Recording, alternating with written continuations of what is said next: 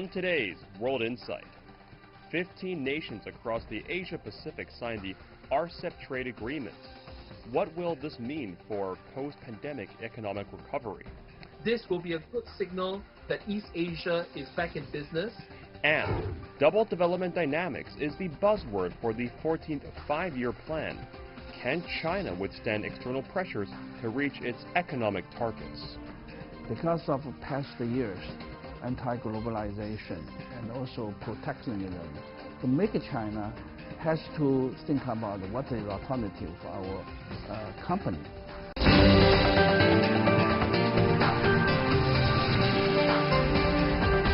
Here's our host, Tian Wei. Hello and welcome to World Insight. I'm Tian Wei in Beijing. We begin today's program with the world's biggest free trade agreement measured in terms of GDP. The long-awaited Regional Comprehensive Economic Partnership, also known as RCEP, was signed by its 15 members on Sunday. The FTA is between the 10 ASEAN member states and 5 partners, namely China, Japan, South Korea, Australia, and New Zealand. It covers nearly a third of the global population, about 30% of the global GDP. The agreement will reduce tariffs on trade in goods and improve rules for trade in services. Since its introduction at the 19th ASEAN Summit in November 2011, more than 30 rounds of talks have been held. And certainly, this is, many consider, RCEP as a vote for multilateralism and free trade. So what's the significance of RCEP overall, and how is it going to compete with other FTAs in the region, some ask? Let's loop in our panelists, all from the region.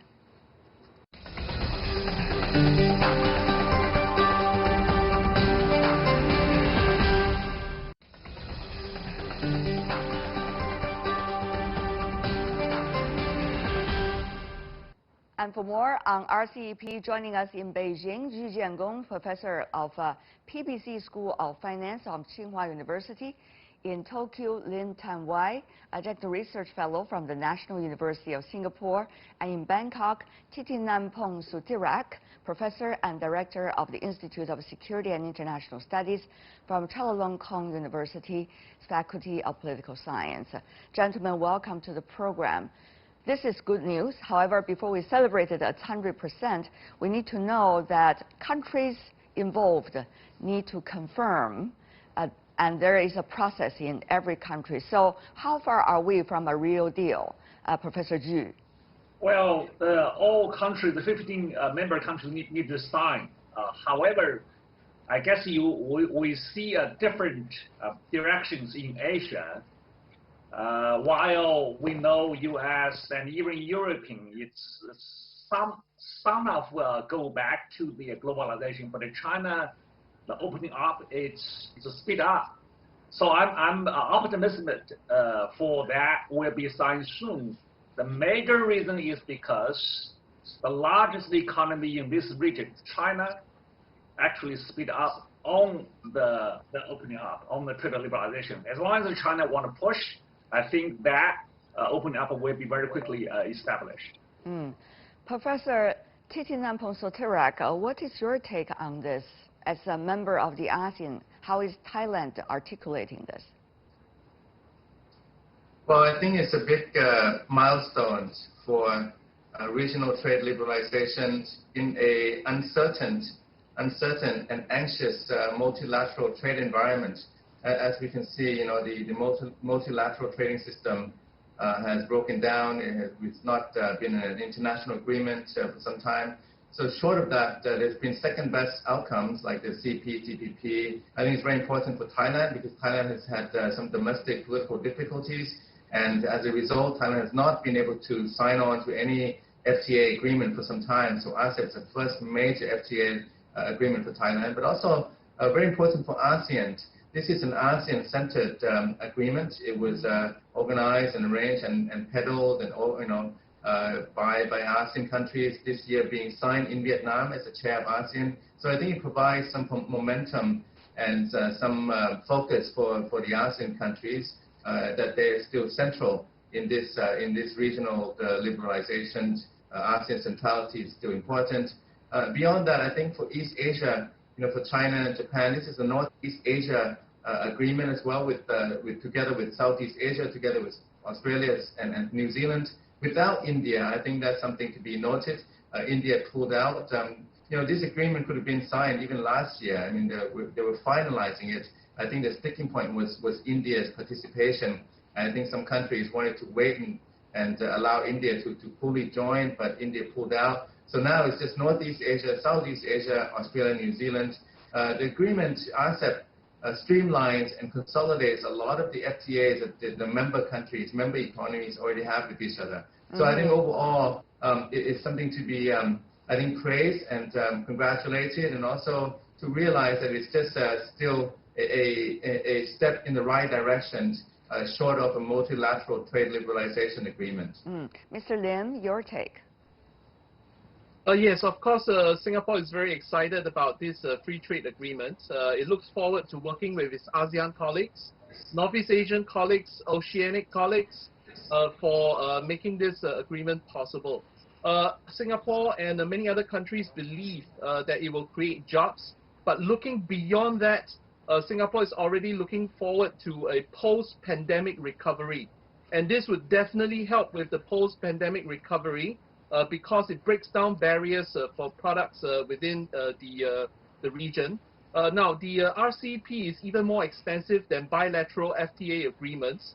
For example, if you have a product that has components from Indonesia and from Australia, some of the bilateral FTAs may not cover that.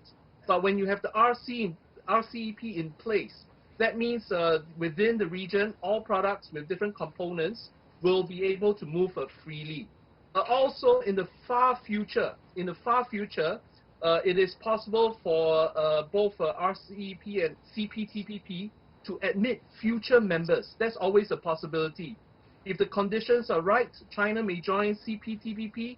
If the conditions are right, US may join RCEP, and this will help in the future forward to the final FTAAP, which is a much larger free trade agreement.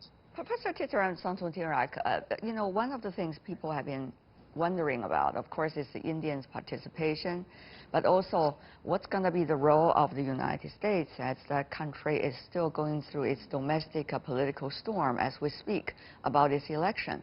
So is this posing an opportunity for the United States, or is this, in a way, putting a competitive edge of Asia and Oceanian countries together against or in competition against the United States? Well, this is going to put pressure for the United States because it has been left out. It has pulled out of the CPTPP, That's right. And of course the U.S. is not part of RCEP. At the same time, I think it will also represent an opportunity for the U.S. to maybe rejoin the CPTPP. There will be a lot of incentive in Washington. I think that they will think that they have missed the boat, and the U.S. is very polarized, as we can see. So now that one side, President Trump seems to have lost the elections, and even though it's contested, it looks like President-elect Biden will be coming in, and his team are full of leftovers, holdovers from the Obama years. So I would not be surprised if they start to contemplate rejoining the CPTPP because they're not in RCEP and they're pulled out of the CPTPP. On the other hand, RCEP now, you can see it's not just Asia Pacific, but it's more East Asia. It doesn't include India now because India's pulled out. So this is a really different kind of vehicle for regional integration. East Asian economies, you can see there's some overlap. I mean, RCEP has 7 members who are in the CPTPP, but RCEP also includes all the Southeast Asian countries, not just 4 in the CPTPP, so all 10. At the same time, I think that smaller economies may not be as prepared when it comes down to implementation. And I think RCEP is less ambitious than the CPTPP. It does not address a lot of the provisions on the services trade, for example. Right. So opportunity and risk at the same time, but a lot of pressure for the U.S. now to rejoin the CPTPP. Professor, if I could just follow up a little bit about that. since the U.S. is still uncertain about whether to join or not, and therefore many wonder, Professor, whether the future initiating stage of RCEP will be delayed. Meanwhile, many wonder, even after January inauguration of a president in the United States, the country will be still as divided as it is today. So how much a president of that time will be able to push the trade agenda, even if he wants to? That's an all-interesting question, but timing is very important, Professor. Well, the U.S., they, as you mentioned, very divided and polarized. I mean, I think that they will have to heal a lot of the problems at home. At the same time, I think the foreign policy security team of President-elect Biden, they'll be looking at the regions, and they'll be coming back with some kind of their own strategy, maybe not the free and open Indo-Pacific as such under Trump. I think the key question will be, to what extent will Biden re-adopt some of the Obama policy posture and directions, and to what extent the Biden administration will reject everything that Trump has done. So I think maybe something in between. We may see the U.S. re-engaging in a different way. Maybe the rhetoric will calm down a bit. Maybe the substance will be more cooperative. And I think that they will be looking at somehow rejoining the regional trade order. At the same time, they'll also be concerned about China, as the other countries will. China is in RCEP. China is not in CPTPP. I think that we all want kind of a balance in the regional trade order. So if the U.S. Gets back in, re-engages, maybe that will provide a better international kind of regional atmosphere for liberalization, and maybe also a better regional balance. Professor Xu from China, what do you make of this interesting question? How is China articulating all these possibilities? This RCEP, it's a very welcome, positive move. While it is additional step, China has already have the free trade agreement with Asia, with Korea, with Australia, with New Zealand. So I think RCEP it's just a start point. There will be a long way to go in China, in Asia, to have an integrated market. A signing of RCEP, it's a very positive signal. It shows that in Asian countries still are very much willing to for the more open up, particularly in trade. We can move like a service trade, like a digital economy, like the particularly in technology competitions. So there are still many things that we should move up. Right. Professor Xu, you probably know the momentum in China better than I do. So, but for people who are from outside China, they need to take a look at some of a series of events going on recently in China, probably to feel the temperature. Let me just mention some of them. For example, the third Import Expo, arguably the largest in the world, that just took place in Shanghai. Meanwhile, China celebrated the 30th anniversary of Pudong New Area. That's 10 years after Shenzhen was established. But this is much more about financial sector combined with high tech. And then we have been hearing from the top Chinese officials, certainly about the 14th five-year plan, which emphasize about higher level of opening up, higher quality of opening up. Professor Xu, what seems to be what China wants to do right now? So as long as China want to move, open up the market, these around the neighbor countries will enjoy larger benefits from this market. As we see, China has determined to opening a domestic market to the neighbor countries. That will provide a public goods. But Professor Titinan Pasutiraka, would you like to comment about the role of China and how do you think ASEAN is articulating it right now? Global public good, regional public good? Well, there's certainly RCEP can and should be viewed as a regional public good. Freer trade is good for all the member economies, especially as it does not erect or raise barriers to outsiders. So it's good for the region. I see another potential benefit here there have been a lot of geopolitical tensions in our regions, and the idea that we have more international, economic interdependence and trade enmeshment, freer trade enmeshment among the regional economies could have a positive spillover effect for other areas. So this is, to me, RCEP is not a gold standard trade liberalization like the WTO plus or even the CPTPP. Nevertheless, it is significant. As Professor Zhu said, it allows the smaller economies a better chance to integrate within the region. At the same time, China already has been playing a leading role as a locomotive for growth and development in the region. This will stamp and cement China's role in trade liberalization, in trade and economic growth. At the same time, I think we also have to pay attention to the tensions in the region.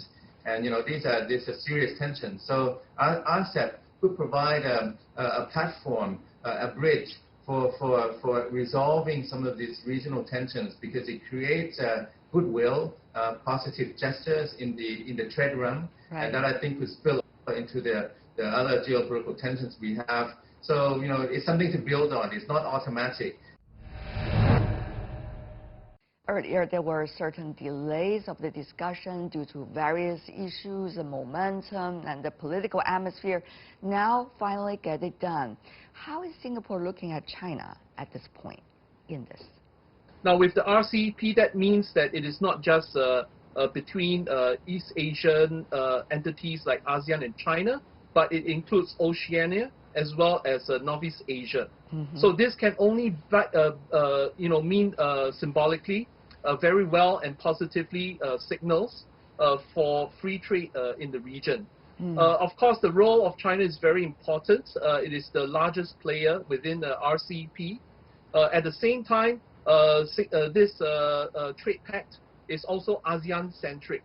So this provides a very good complementarity between big economic players and also the hub and spokes kind of model, whereby the ASEAN is in the driver's seat. That makes it acceptable for many players to come in. The most important thing is not competition or rivalry. The most important thing is to have a normative free trade regulatory framework in which all players, big and small, are able to play fairly. And also this will lead well into the future with the FTAAP, which is much larger. And there is some complementarity with the CPTPP as well, because RCEP is the low-lying fruit. Therefore, a lot of its implementations can be easy. Agriculture, for example, is not emphasized within RCEP. CPTPP is of high golden standards, with a focus on labor rights as well as environmental issues. With the right conditions, perhaps even China may join CPTPP. So there's no zero-sum game here. If both CPTPP as well as RCEP progress well and are ratified, and should the incoming Biden administration, which is widely considered to be multilateralist, re-engages the East Asia and Asia Pacific, I think this can only mean well for a world which is recovering from the pandemic. And it will create jobs for many countries. It will also smoothen trade relations between many countries. It is first and foremost a trade pact, not a political pact. But there can be some spillover, some goodwill, some confidence-building measure that can spill over to the political realm. How much it will be able to withstand the vulnerability of politics, especially geopolitics between China and the United States, and also the politics within the United States, because there's unfortunately a tendency that internal political struggles within U.S. is likely to be exported onto issues of international importance. So that's many people, I'm sure, having in mind when we are celebrating, Mr. Lim. In the case of the U.S., the expectation is not really focused on RCEP. The expectation is focused on CPTPP. Multilateralists within the U.S. are very pro, especially within the Biden administration. They are considering the possibility of rejoining the CPTPP. Now, this will be up to the U.S. to determine what are its own national interests and what are its economic interests. Now, for the RCEP, most of the talk and concentration on future possible membership is actually on India. There are still a lot of members within the RCEP that are keen to bring India abroad as and when they are ready. So there is a special exceptional rule that applies to India. Within the first 18 months when RCEP comes into play, no new members are allowed to join under the rules, with the exception that is made for India. So there are members within RCEP that hopes India can join in as and when they're ready, or as and when it is, they consider it to be in their national interest. So this can also expand the scope of free trade beyond just East Asia, but it extends to South Asia as well. RCEP is signed without the U.S. So that actually indicates the regional corporations actually play a strong role. So that's very good. And while we see the WTO has a hard time, and also the what we call the super globalization has declined. However, these different kind of what I call new globalization, which basically the regional integrations actually could move at least in Asia. So that I think it's very important signals. The contents of RCEP, yes, it is a small steps compared to CPTPP. CPTPP would cover much more higher, more materials. COVID-19, if you look at the world, Asia and Asia plus Oceanian countries seems to be handling it apparently at this stage better than the rest of the world. Let's just say than Europe, than North America, Latin America. So how much will that create a momentum for RCEP to move forward into real actions? Professor Ju? I think at this atmosphere, and many countries in these Asian countries could have more cooperations in the COVID-19. And even in RCEP framework, and these Asian countries should talk how to work together to contain this COVID-19 and also to rebuild the economic activities. At least, for examples, looks like the code, right? This test code and this flight, normalized flight, and between these member countries, and I think there are a lot of space we should talk together. Mr. Lin, now countries are closing the border, understandably, because of COVID-19. I understand where you're coming from. Singapore also doing it to a certain extent. When we talk about free trade, the free movement of both cargoes, ideas, money, and of course people. But at this moment, it is still difficult. So how much will RCEP be able to provide a platform for all members, or not rather, parties, to talk about it and to figure out a relatively good and flexible ideas and mechanism to have it done? I think that would be a very urgent task for RCEP, even though it is mainly about trade. Okay, there are, first of all, the global pandemic is a global event. So humanity must unite against the global pandemic. There are two stages to the global pandemic. First, you have to cope with the disease. And in this area, ASEAN plus 3, including China, between Northeast Asia and Southeast Asia, they have cooperated in trying to fight against and mitigate the effects of the pandemic itself. Then there is a second stage, which is the economic impact of the pandemic. And it is in this economic impact of the pandemic that RCEP comes into very great importance, because countries must look forward to a post-pandemic recovery. Right now, we have some vaccines available. Some of them are 90% effective. China also has come up with its own vaccines. So it is time to look beyond the pandemic to look after how we can cope with the post-pandemic economic recovery. RCEP in both symbolic terms. Symbolically, it means that free trade is back again, that you are creating an atmosphere as well as a framework in which you can have free trade to bring back what was before the situation, before the pandemic, and to recover as quickly from the pandemic economic effects as possible. Secondly, the free flow of trade also means that countries become more interdependent with each other. When countries become more interdependent with each other economically, it will result in greater understanding and confidence building measure. That's where your people-to-people contact, which is the track 2 of the exchanges, can then come in. So trade will be the most important thing, but it will be a stimulus for other exchanges and contacts to happen. And because RCEP is now the world's largest free trade agreement, with 30% of the world's population, 30% of the world's trade, and the largest in terms of GDP, this sends a very strong signal within an era where anti-globalization forces are emerging, and where anti-globalization forces are being reinforced by conflicts that are brought about by the pandemic.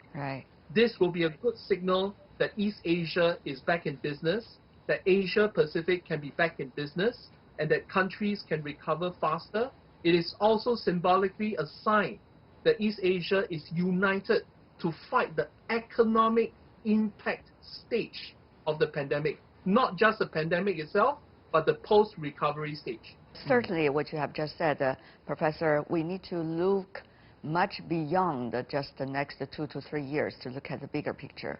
For now, I want to thank both of you for joining us, and of course earlier with Professor from Thailand, Zhu Jiandong from China, and Lin Tianwai from Singapore. Really appreciate it. Thank you.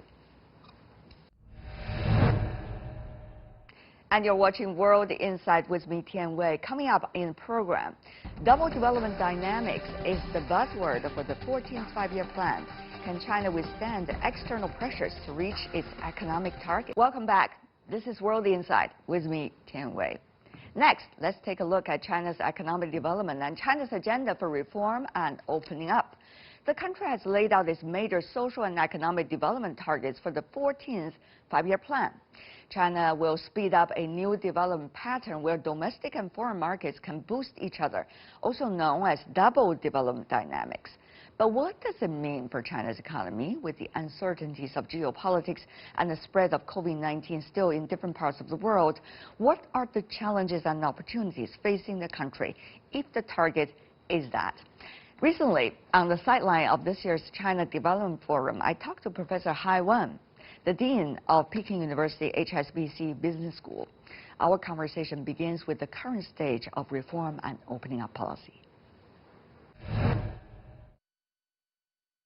Tell me more about your take on the celebrations for Shenzhen and also for Tudong these days. It seems that China's reform and opening up has reached a certain stage. How do you reflect back? First of all, I think the celebration is kind of approved what is important for the China's economic growth, because the growth actually is brought by the openness and also reform. So that is a very important meaning of celebration. At the same time, I think both Shenzhen and Pudong now face the second stage, which means in the first stage, it's more like a look at China. How can stimulate or you kind of give the people and more incentive to develop. But now in the different stage, because China internally we come to a stage which the people want to have a good quality of life. So therefore, in the new stage, how we can slowly open up and also the reform to improve quality of the life. So that is the internally. Externally, now China is already become a very strong economy, ranking number 2 in the world. So then how we can slowly reform and open up to improve the relationship between China and those other countries. So which means at the early stage, maybe we more like to attract foreign investment. But now we probably need more open up our Chinese market to other countries. So therefore, I think the content of reform and openness has changed based on the new situation. Professor Hai Wen, though from outside, sometimes there were misunderstandings about China. For example, is China really still going to commit to real reform and real opening up? Is it just a slogan? I remember when interviewing Mr. Zhao Qizheng, the former governor of Pudong New area in Shanghai, he said at the very beginning the foreign investors were asking him, are you just saying a slogan or are you really going to do it? So I guess at a new stage, people are having similar questions, though out of different contexts. What do you think, Professor Hai Wen? Well, that's depend on what is our goal. For example, now, first of all, you can see one of the goal is we improve the quality of life. So therefore, we need to, develop some certain shortage. For example, education, health, and culture, and also the brand, commodity, all those service. So in order to improve the quality of life, then we need to open up. We need to import the service and the quality, the good quality commodity. So for that point, then the other goal is China want to play a good role in the world, which means China want to create such a society which all the country can be cooperate and grows together. But some would say, oh, China has been opening up, but too slow, for example, in certain areas. Others say, well, is China really going to walk the talk? Slow is not a problem. Stop is a problem. I think the should understand the stability is much more important than hurry but make some kind of trouble. So as long as we are moving as such a big country, so I don't think from a historical point of view, China is already opened up reform pretty fast in the history. So depend how to look at the slow or fast. Double circulation is the current policy being described in the 14th five-year plan. So Professor Hai Wen, what do you make of this terminology? I think two reasons why we talk about the double circulation. In particular, we're talking about how to develop the Chinese market by ourselves. One reason, it is a natural result for China economic growth, because usually at the early stage, because the domestic, the income is not so high, so therefore the most important is earn foreign currency. So we work hard, export, and then we receive money, we increase our revenue, our income for people. But come to a certain stage, like the United States, internal market will be very important for business. So even you don't mention, but China is already come to a stage, domestic market, domestic purchasing power is already become main driving forces for economic growth. But on the other hand, also China now face another economic situation I think we have to deal with because of past years anti-globalization and also protectionism. To make China has to think about what is alternative for our company. So when the external situation getting worse, of course, we don't have other choice. We have to look at internal. And also internal, we do have opportunity. So it's not like before we probably only focus on international market or only focus on domestic market. But now we should have a big view, put the two markets at the same level, even same system in the future. what do you make of the uncertainties from now until, let's just say, coming January, before a new administration or the same administration but in a new term sworn in inside Washington? How is China going to observe this process and also be able to work on its original goals? That's what a lot of people are very curious about China. You cannot solve all the problems because this is inevitable to as a country rising, especially such a big country. So I think the most important is China should continue do whatever we believe. In particular, if we believe open up and reform is the key, or it is most important for us. So it's not to do something for other country, but it's a benefit for China. But at the same time, we have to considering how benefit to the world. Is China moving, some suspect, toward the U.S. model, quote unquote, in a way? Is China moving toward that direction? Is that the goal, or there's something very different here? It is not moving as a goal, but it is a result, a natural stage. Once the income goes up, then of course domestic people already have a very strong purchasing power. So therefore, for not only the external people or the other country will look at the Chinese market, of course for Chinese company also think this is a much strong market for to sell. So I think it's a very natural result as the economy grow up. We've seen the recent performance of the Singles' Day. It's amazing, much bigger than that of last year. Under the current circumstances with COVID-19 and unpredictability of the global economy, some say, what's going on with Chinese consumers? They're just amazed about the enthusiasm in China to consume.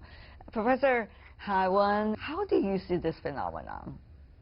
Well, it's very happy to see that, and also I think that's why for the Chinese company, now they have to pay more attention to the domestic market because it is much more opportunity here.